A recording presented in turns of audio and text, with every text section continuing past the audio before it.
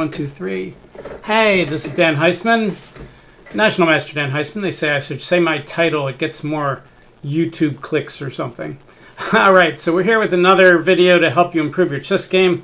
In the previous video, we did Howard Stern's Immortal Game, a very short game where his opponent made a pretty bad mistake on move 4, and Howard had to sacrifice a piece to win the game, and he did very nicely.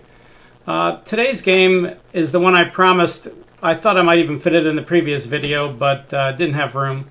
So it's a game where Howard played a move that when I first saw it, I thought, that can't be right. And then I thought about it and thought about it, and I started to think, gee, maybe that is right. And it was a pretty deep move, and I think I talked to Howard about it after the game, and he didn't realize how good the move was either. So let's take a look at the game. Howard was black. He was playing a player rated ICC 1766, which would be in the 1600s for FIDE or USCF. And as I said, Howard was black. His opponent opened up d4, and we have the same opening we did in the previous game. We have the Budapest Gambit for black. And this time, white doesn't blunder and play d5. He takes the pawn, knight g4, the main line. And now white can play bishop f4 or knight f3. I think bishop f4 is considered slightly more accurate because when you play e3 to block the attack on f2 with bishop c5, your bishop's not blocked in by the pawn. It also has the advantage that later on when you try to guard the pawn and black checks, you can put the knight on d2. You won't put the knight on c3 and double and isolate your pawns if he takes it. And if you put the knight on d2, you're not blocking in the bishop in this line. And when black goes to win back the pawn, you can go ahead and win the bishop pair with a3. So bishop f4 is considered the most accurate there. In this game, white just plays knight f3. And that can transpose after knight c6, bishop f4.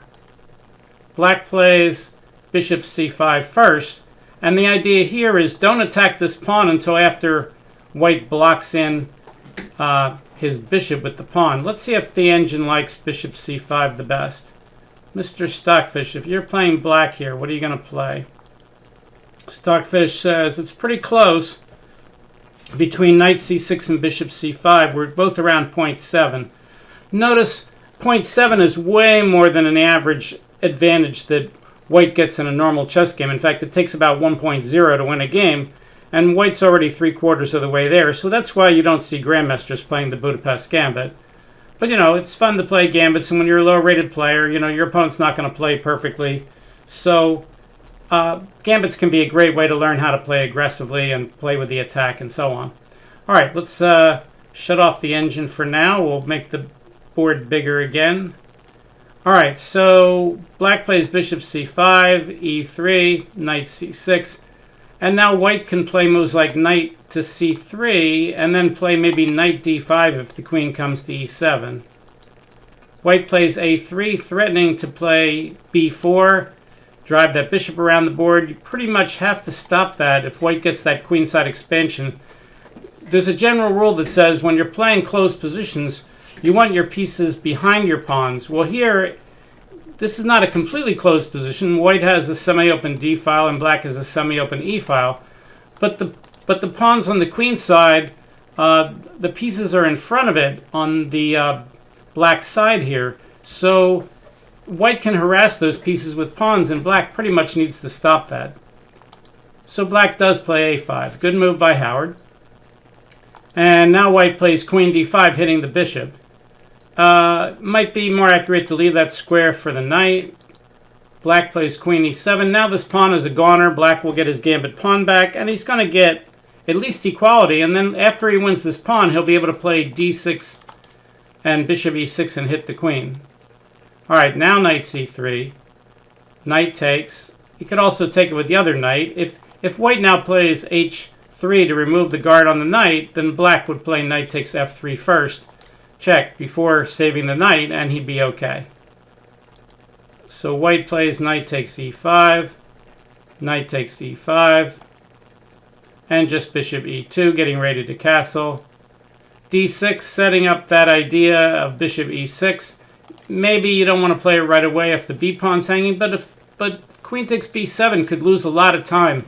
Black could castle and then play one of the rooks to b8 and chase the queen all around the board. So it's, and not only that, bishop e6 hits the c pawn twice. So I think bishop e6 right away is probably a threat. White castles. Let's see if the engine likes bishop e6 right away. Engine says, best way to attack the queen in this position is to play c6. Let's look at bishop e6. Bishop e6, queen takes b7, castle, knight d5. There's the move that throws the monkey wrench a little bit into this. Queen h4, still close to equality for black. Queen b3, stopping the rook b8 ideas. Queen takes c7, looks a little risky.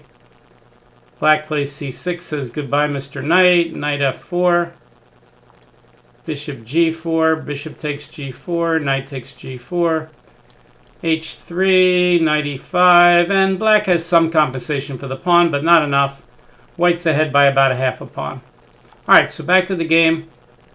So the engine suggests c6 here. We'll let the engine run here on the bottom.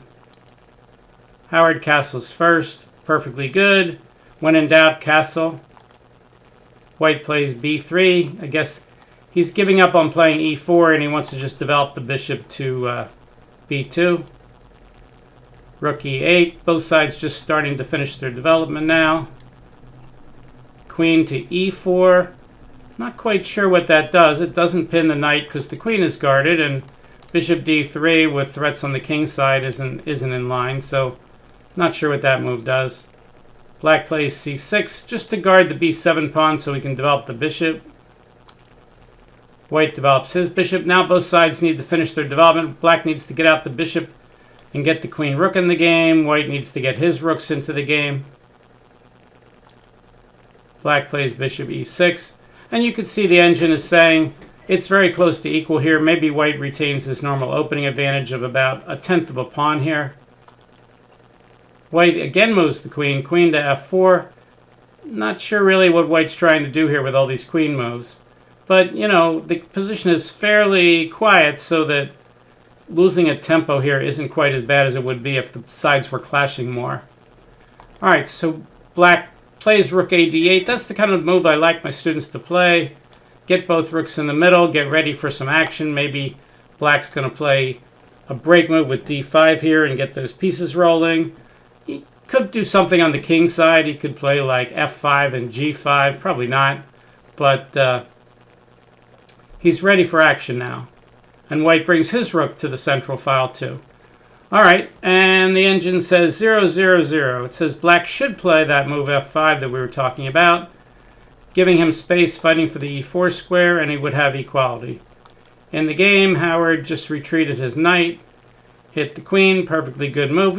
You can tell a move is a perfectly good move because if the best move is 0, 0, 0, and then you make a move, and now the engine says it's still about 0, 0, 0, and your move wasn't the move that it said was the best move, then your move was equally the best move because the evaluation didn't change.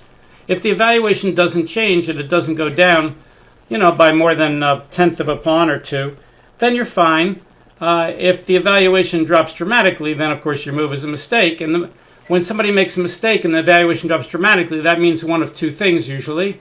It means, one, either you missed the tactic and you could have won material or done something to really mess him up, or two, you're blundering and you're allowing him a tactic, and then you're going to lose material. So either when it drops dramatically, especially if it drops like, let's say, more than one on a move, usually that means either you're missing a tactic or you are allowing a tactic. If it drops from like 0 to -3, then you're allowing a tactic. If it drops from like +3 to 0, that means you could have been +3. You could have had the positive, and you're dropping it down to 0. Probably means you missed the tactic. Or it could mean you just blundered and he wins something. Okay, so after knight g6, queen g3. Notice this game is much more in Howard's style than the previous video, you know, Howard's immortal game, where he sacks a piece on move 4. You know, here, both sides are just developing pieces. There's not a lot of great imbalances. white has an extra pawn on the king side with an e pawn. Black has an extra pawn on the queen side with a d pawn, but they're not majorities because the white majority of 4 on 3 on the king side would run up against the d pawn if he tried to play a move like e4 and f4 and e5 to try to create passed pawns. Then his majority would be interfered with the d pawn. So the game is not dead dull because we have asymmetric semi-open files. We have we have a lot of pieces on the board. There's still a lot of play left, but it's not the kind of exciting, crazy game that we saw in the previous video. And as I said, this is actually more toward Howard's style. All right, so Howard gets the bishop out of the way, puts it on the diagonal. Bishop f5, trying to stop white from playing moves like e4 and expanding. Are there possibilities to sacrifice here? Probably not yet.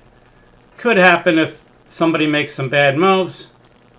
White plays bishop d3, just tries to neutralize that diagonal. Again, the engine's kind of yawning here. -0.8, not much is happening. Black takes, probably not his best move because it helps double the rooks on the semi-open file. Stockfish says, Dan, you're a liar. Actually, bishop d3 is the best move as long as you're going to follow it up with f5. All right, so rook takes.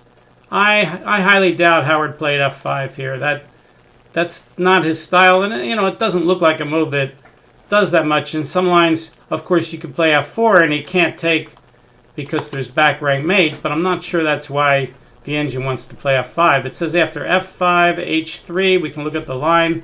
It does want to sack the pawn with f4. Pawn takes, rook f8 just to win the pawn back and give up the file. Wow. Rook d2 threatening rook e2, also guarding the f2 square against rook takes f4. Rook takes f4, rook e2, grabbing that file, queen f8, putting the pressure on f2, rook ae1, grabbing the open file, and now he's looking at either rook f5 or d5 with a microscopic advantage to black. Okay, we believe that. It doesn't look like anything special. You allowed white to double on the open file, so black gets some pressure on this f2 pawn. Now notice both sides have majorities now. With the e pawn being traded for the f pawn, now white has a clear 3-on-2 majority on the king side, which can't be hampered by any other pawns, and black has a clear 4-on-3 majority on the queen side. All right, back to the game, back to the main line. So Howard didn't play f5. He played the knight back to e5, hitting the rook. Of course, the rook can just move. And he does. And now the question is, what should black do? And the engine says f5 with maybe a very small advantage to white. Howard says, I'm just going to double my rooks on the d file to guard this pawn. At some point, white might be able to play knight e4 or knight a4 and get this bishop off the pawn. And black wants to make sure that pawn is nicely overprotected. Also, there's latent ideas of possibly checkmate threats against g7, because now that the knight is on e5, he's not blocking the queen from g7, and as soon as the knight moves on c3, the black knight will be pinned on e5 to the mate. Of course, he can always play back to g6. If black played back to g6, white would think about trying to push up maybe his pawns on the h or f file and try to loosen up the king there. All right, so white doubles his rooks on the semi-open file, and black doubles his rooks in defense. Now white clearly has the advantage, and in fact the engine didn't like that move at all. He said black should have, instead of playing rook d7, should have played f5. He didn't like rook d7, says white's advantage has grown to about 8 or 9/10 of a pawn, and now he still likes f5, and after rook there, now black's playing passively. White's advantage has grown all the way to 1.2 or so. And the number one move here by white is h3. I don't think h3 is to keep the knight out of g4. It does create luft on the back rank for later, which is always a good idea in this kind of position. I would have thought that in some cases he'd be lining up the bishop and the queen to play here, and maybe he would play a pawn to h4 or something here with the idea of moving the knight. But the engine likes h3 better, says black should play f6. The idea of f6 is to blunt the diagonal and let the queen guard g7. And now knight to a4 to hit the bishop. If the bishop tries to save itself with bishop to a7, then bishop c3 hits this pawn. Things are getting a little awkward. This is not what was played in the game, of course. b6 to guard the pawn. Now this bishop is becoming an awkward piece. Bishop d4 to hit this pawn again. And the engine says that white's winning and black can't really save the pawn. Let's say he tries to save the pawn. Let's say he plays, I don't know, rook to b7. We don't want to play c5 and really make our bishop a big prisoner. Rook to b7, but then bishop takes e5. He can't take with the d pawn because the rook's hanging, so he has to take with, let's say, this pawn. Queen to g4. And black's pieces are awkward. White's pieces are very strong. Plus 2.7. All right, so back to the game. In the game, white does play knight to a4. Best move on the board, and now Howard's in some trouble. And now he has to find a way to defend. He plays f6. The engine says f6 is the best move. Again, his knight is pinned to this mate. The knight could go back to g6, but then white will play that move, h4. Let's take a look at that. Well, now he's looking at bishop c3 just to hit this pawn. Bishop c3 is a really awkward move here. All right, so let's go back to the game. So white plays knight a4, black plays f6, his best move, but he's still down 1.2. White plays bishop c3. All right, so I'm looking at the game. This is a game was played a long time ago, I think 2009 maybe. And I wrote an article for Chess Life about Howard, and I included 3 games, and this is one of the 3 games. And in the article, I was rereading the article to refresh my memory. It said, I was watching this game live, and I'm trying to think, well, how do you save that a pawn, and knight takes c5 is a threat. And now, since knight takes c5 is a threat, the move that Howard makes, which forces him to play knight takes c5 and then win the a pawn, seemed insane. So I said that move can't be right. So Howard plays b5 here.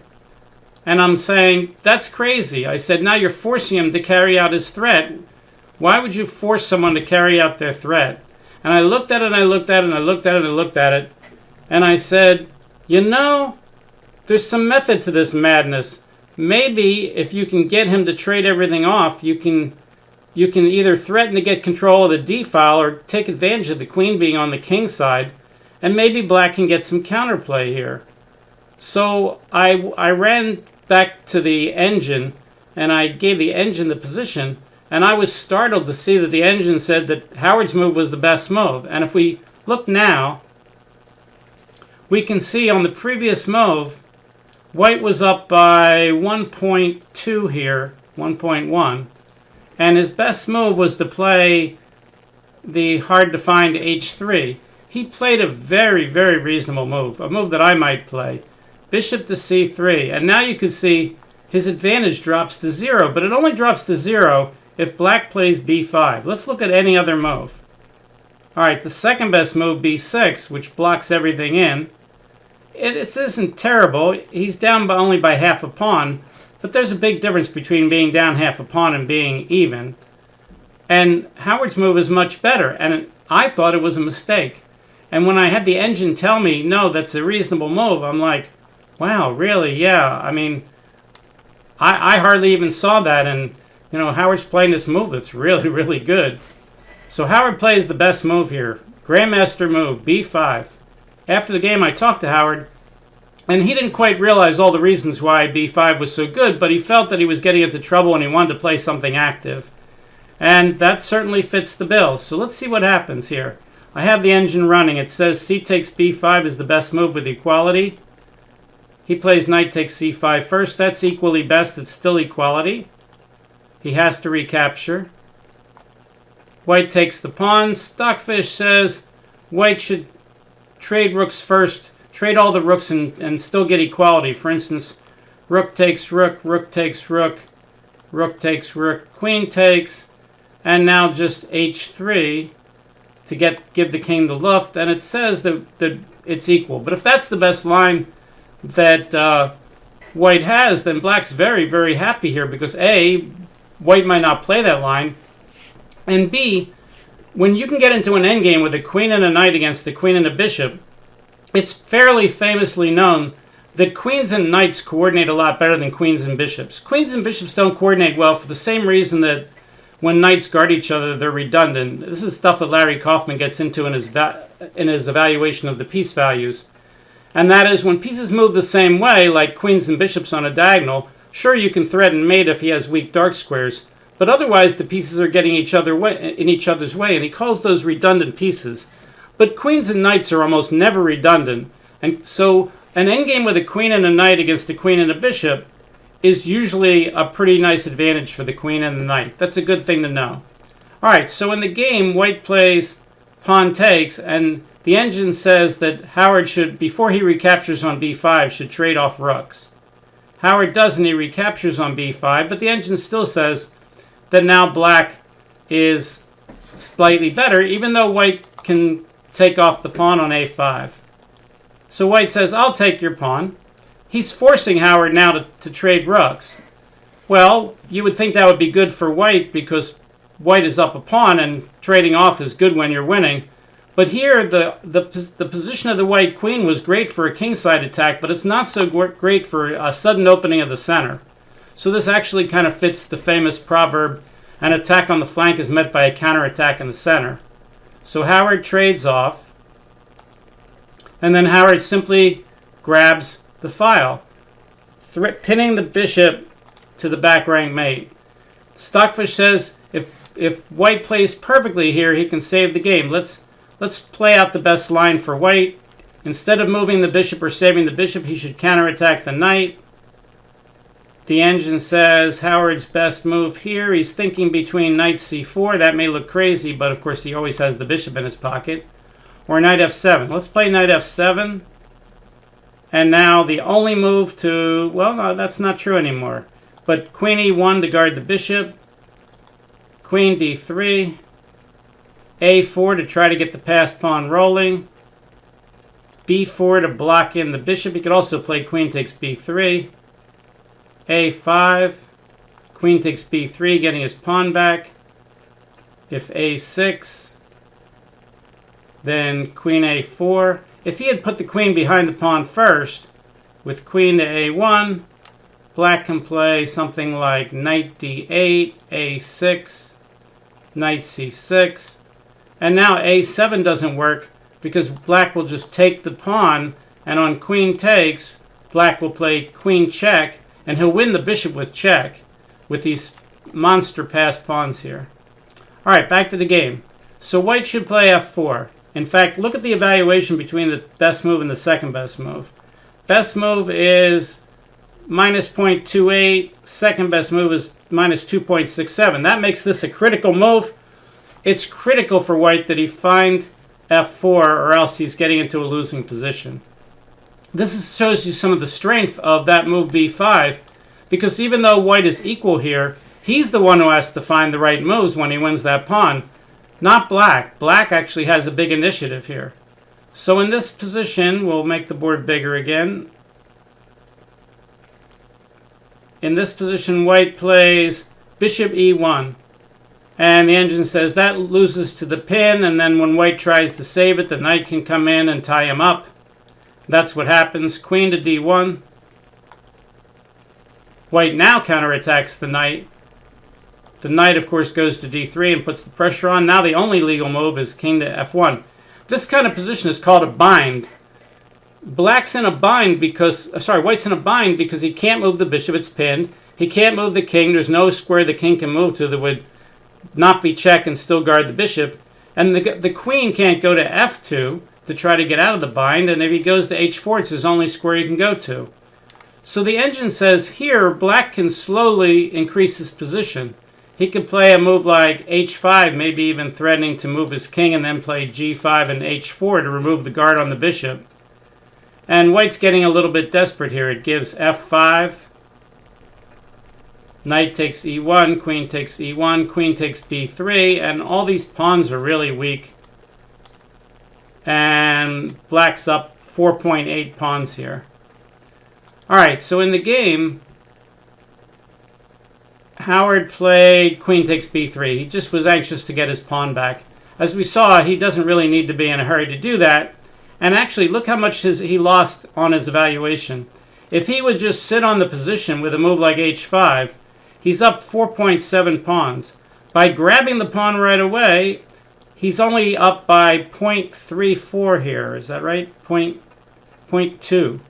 So, you know, a lot of my students say, you know, when I have an attack, I can't tell when I should cash in and grab the material or when I should keep up the pressure, you know, and even grandmasters have struggle with that kind of question. Now, do grandmasters do a lot better than amateurs do with that question? Of course. But that's a tough question for anybody, is when you have a bind, when you have a really good position, when do you cash in and take the material? And when do you, you know, just keep the bind? Here, black was down a pawn. He wants to win that pawn back. But it turns out that that's not the right idea here, and it's not an easy idea. There's no one, you know, set of rules or paragraphs that you can learn that would say, here's when you cash in and here's where you don't. There's some guidelines maybe that would help you a little bit. Like if you could cash in and get enough material that you're way ahead, well then of course you can do that, even if you could be even better by not doing that. But here that's not the case. Here black's just trying to get back to equal in material, and unfortunately it brings him back to equal in the game, but it's still a difficult position for white to play. So white plays e4, and the engine says that loses. Black should just go back to b1 to guard the knight, or c4. Howard plays queen c4, threatening discovered attacks like knight takes f4, and also queen takes f4. And there's no real defenses. So white gets out of the discovery. Black says thanks for the pawn, and now he's attacking the bishop again. And the game's over just like that. So that move, e4, cost white. If white had played the best move, which was queen to g4, going for counterattacks here, he's almost got equality. It's not an easy position for white to play. Black goes there, and there's no defense to all the threats. Queen takes. Now black's the one up in material, but he's up in material, and he's got the better position, and he's threatening to trade off everything and just go into a king and pawn endgame with a trivial win.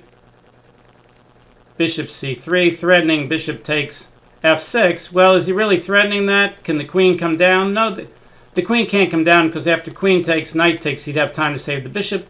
So Howard stops the threat of bishop takes f6. The engine says just play knight f4, threatening to fork on knight e2.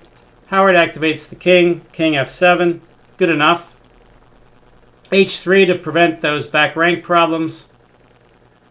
c4, getting the passed pawn rolling and also guarding the knight so the queen doesn't have to do it. This is a matter of technique. White tries to activate the queen, trying to get a bunch of checks and hope for some sort of perpetual check. Black checks with the queen. I think a pretty accurate move. The king goes up. See here, he doesn't really have anything. If he plays king f1, then queen f2 is mate. If he plays king h1, then knight f2 is a fork. So Howard could have grabbed this pawn and let white have a bunch of checks, but Howard's move is much, much better. This is a move that you definitely want to play. Look for your checks, captures, and threats. And now white only has 3 legal moves. 2 of them either get mated or lose the queen, and the third one allows black to trade queens while winning the pawn. That's the only move he could play. And now, of course, queen takes, knight takes pawn. You're silly. Just trade queens. You have you have 2 extra pawns here in this endgame, and they're all very solid. So black puts the queen in the way, and now the queen can't do anything. So black should continue to bring the king up the board now, because white's kind of in zugzwang. He's stuck making moves. He has to take black's queen, and you may as well come up. Howard takes the queen, a minor error, of course, still easily winning. King takes g3. He gets his kingside majority rolling with f5. White plays h4, g6, so his king can come in the game without guarding that pawn. King f3, the rest doesn't need a lot of comment. Black correctly gets his king moving. Now he repositions the knight so he can threaten some things. All his pawns are on light squares. They're completely invisible to the dark squared bishop. Knight e4 hits the pawn on g3. Now white can't both guard that pawn and stop the king from coming in. So he just pushes the pawn. Howard says, thanks for the pawn. Now white has nothing to do. Black says, I'll reposition my knight and attack things. Bishop comes back. King comes up. This is an easy, easy win. Pushes the pawn. The bishop tries to go after it. Howard says, check. Brings the king up. And now, in order to stop that pawn from queening, he'd pretty much have to take it right now. Super helpless position. I think he resigned here, and he did. Engine says that black is up 13 pawns, 13 and a half pawns after. Now it's 20 pawns after white's best move, bishop takes g3. All right, so a very, very good game by Howard. Let's go back to his star move here, a move that I would be very, very proud to make. Best move on the board. Surprised the heck out of me. It didn't surprise me because it was so good. It surprised me because it looked bad. And it turned out it wasn't. And I'm like, wow, what a great move. B7, B5, the star move. You know, I haven't seen every game Howard's played in his whole life, you know. But, you know, he doesn't play a lot of slow games anymore. But, you know, this was a slow game. And as far as moves in a slow game is concerned, this is a pretty deep move. It's just a really good play. All right, thanks for tuning in. Hopefully you can tell your friends about my channel, Dan Heisman Chess. We'll see you next time. Thanks. Bye.